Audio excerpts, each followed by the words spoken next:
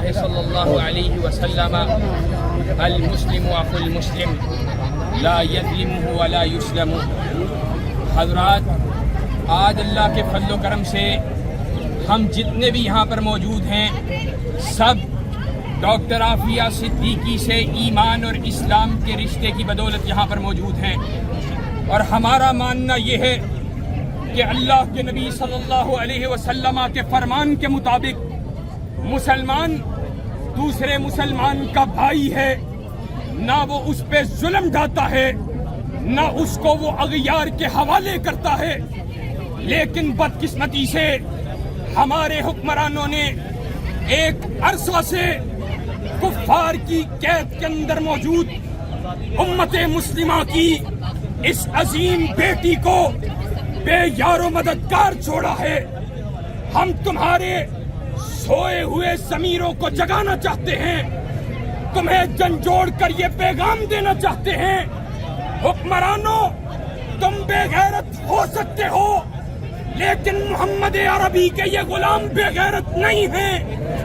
یہ امت کی بیٹی کے ساتھ ایمان و اسلام کے رشتے کی وجہ سے جڑے ہوئے ہیں، اور تم سے یہ مطالبہ کرتے ہیں کہ غیرت و حمیت کا ثبوت پیش کرتے ہوئے عافیہ کی رہائی کی کوشش کرو۔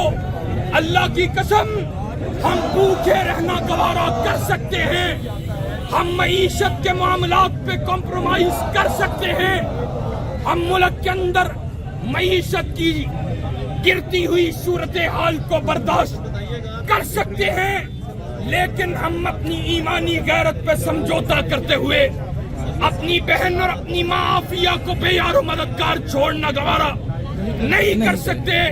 حکمرانوں ہوش کے ناخن لو، یہ نوجوان، یہ بوڑھے، یہ عورتیں، یہ خواتین، یہ بچے تم سے سوال کرتے ہیں، امت کی اس بیٹی کے حوالے سے تمہاری غیرت کو جھنجھوڑتے ہیں۔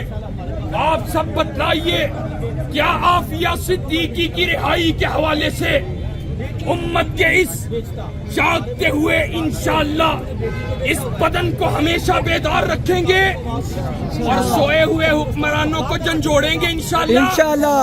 عافیہ صدیقی کی حمایت ایمان و اسلام کی بنیاد پہ کریں گے انشاءاللہ۔ ہم ایمان و اسلام کی یہ جنگ اللہ کے فضل و کرم سے اللہ کی رضا کے لیے لڑتے رہیں گے انشاءاللہ۔ عافیہ صدیقی کے حق میں آواز کو بلند کرتے رہیں گے انشاءاللہ۔ ہم تھوڑے ہوں یا زیادہ، اللہ کے فضل و کرم سے ہمارا رشتہ ایمان کی بنیاد پہ ہے۔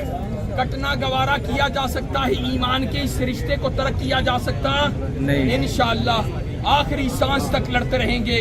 آخر دعوانا ان الحمدللہ رب العالمین۔